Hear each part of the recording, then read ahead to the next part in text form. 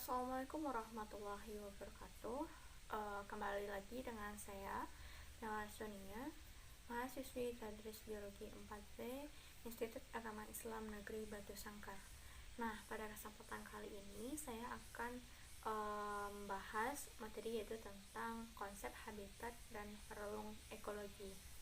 Nah, sebelum masuk kita ke pembahasan, ada beberapa indikator yang akan kita capai. Yang pertama ada habitat dan mikrohabitat, yang kedua ada relung ekologi, yang ketiga itu ada asas eksklusi, mana terdapat persaingan dan pemisahan relung, yang keempat ada ekivalen ekologi, dan yang kelima ada pergeseran ciri. Baik, kita masuk pada pembahasan yang pertama, yaitu habitat dan mikrohabitat, di mana habitat adalah tempat suatu organisme itu hidup atau tempat kemana suatu organisme tersebut akan hidup nantinya. Nah, habitat merupakan toleransi dalam orbit di mana suatu spesies hidup termasuk faktor lingkungan yang cocok dengan syarat hidupnya, di mana orbit itu merupakan ruang kehidupan spesies dengan lingkungan geografis yang luas, dan habitat yang menyatukan ruang kehidupan dengan lingkungan lokasinya. Jadi, habitat adalah tempat suatu organisme untuk melangsungkan kehidupannya, di mana di sana juga terdapat berbagai faktor, yaitu terdapat faktor abiotik dan faktor biotik yang akan mempengaruhi nantinya. Nah, istilah habitat ini banyak digunakan tidak saja dalam ekologi saja, tetapi dalam berbagai hal. Tetapi pada umumnya istilah habitat diartikan sebagai tempat hidup suatu makhluk hidup atau organisme. Contohnya habitat ikan mas yang berada di air tawar, habitat ikan paus yang ada di air laut.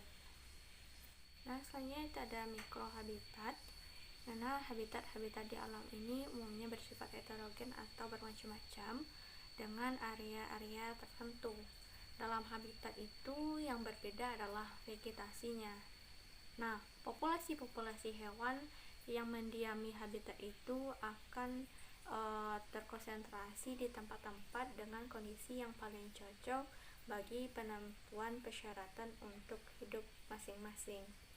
Nah, yang dimaksud dengan mikrohabitat itu adalah bagian dari habitat yang merupakan lingkungan yang kondisinya paling cocok dan paling akrab yang berhubungan dengan hewan tersebut. Nah, sehubungan dengan kisaran toleransi terhadap faktor lingkungannya, maka berbagai spesies hewan yang berkonsentrasi dalam habitat yang sama akan menempati mikrohabitatnya masing-masing.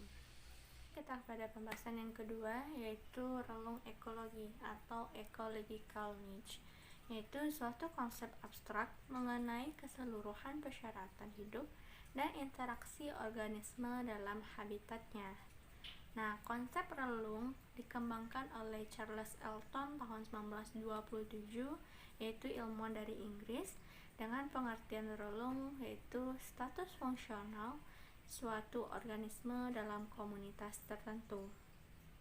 Nah, relung ekologi mencakup ruang fisik yang diduduki organisme, peranan fungsional di dalam suatu masyarakatnya, misalnya posisi trofik yaitu bagian atas, tengah, dan bawah, serta posisinya dalam kondisi lingkungan tempat tinggalnya dan keadaan lain dari keberadaan itu.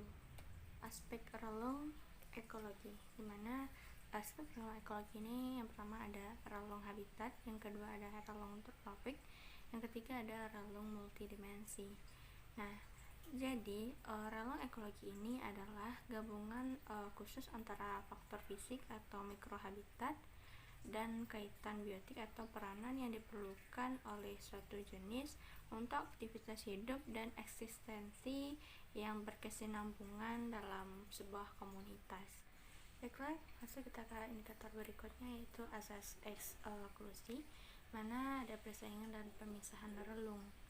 Dengan adanya interaksi persaingan antara dua spesies atau lebih yang memiliki relung ekologi yang sangat mirip, maka mungkin saja spesies-spesies yang tidak dapat konsistensi dalam habitatnya yang sama secara terus-menerus. Hal ini menunjukkan bahwa suatu relung ekologi tidak dapat menempati secara simultan atau secara bersamaan dan sempurna oleh populasi stabil dari satu spesies. Nah, pernyataan ini dikenal dengan sebagai azas eksklusi persaingan atau peraturan Gauss. Persaingan relung ini adalah adanya interaksi persaingan antara dua organisme atau lebih di suatu wilayah. Jika wilayahnya akan sama, maka akan terbentuknya nanti persaingan atau perebutan kekuasaan atau wilayah nantinya. Jika kalah, nanti akan bisa berdampak kepada kepunahan atau tersingkirnya suatu organisme dalam suatu kawasan tersebut. Hubungan dengan azas tersebut, menurut azas koeksistensi, beberapa spesies yang dapat hidup secara langgeng atau bersamaan dalam habitat yang sama adalah spesies-spesies yang relung ekologinya berbeda-beda.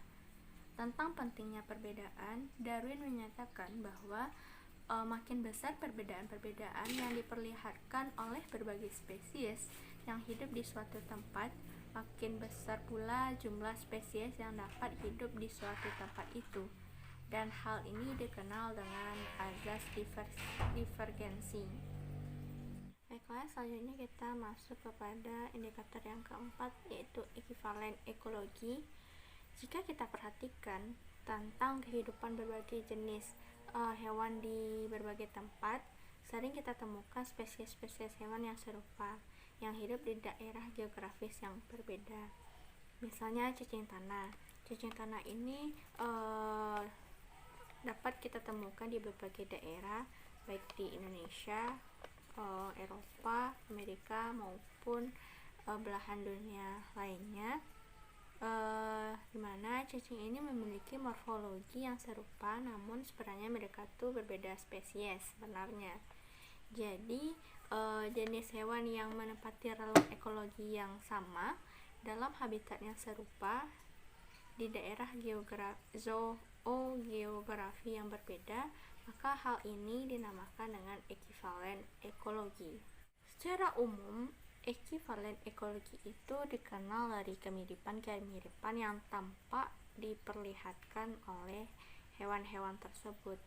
Jadi, ekivalen ekologi adalah jenis hewan yang menempati relung ekologi yang sama dalam habitat serupa di daerah zoogeografi yang berbeda. Jadi, yang berbedanya adalah daerah zoogeografinya, yang lainnya seperti relungnya itu, relung ekologinya itu sama.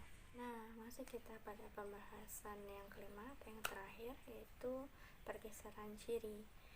Nah, spesies-spesies hewan yang berkerabat dekat, satu warga atau genus misalnya, dapat ditemukan pada habitat atau daerah penyebaran yang sama atau simpatrik, atau ditemukan pada daerah penyebaran yang berbeda, yaitu alopitrik. Jika spesies hewan berkerabat dekat, kogenetrik, yaitu ditemukan dalam keadaan yang simpatrik, maka seleksi alam akan menghasilkan ciri tubuh yang semakin mencolok perbedaannya antara masing-masing spesies itu, atau dikatakan mengalami evolusi divergen. Sebaliknya, jika atau apabila dalam keadaan alopitrik, seleksi alam akan menghasilkan evolusi konvergen, sehingga perbedaan ciri-ciri itu akan semakin kabur atau semakin jauh, maka fenomena tersebut dikenal dengan pergeseran ciri. Baiklah, itulah video pembahasan pada materi kali ini. Saya mohon maaf jika banyak salah kata. Saya ucapkan terima kasih. Assalamualaikum warahmatullahi wabarakatuh. Stay to healthy, stay to at home, karena kita masih dalam keadaan pandemi.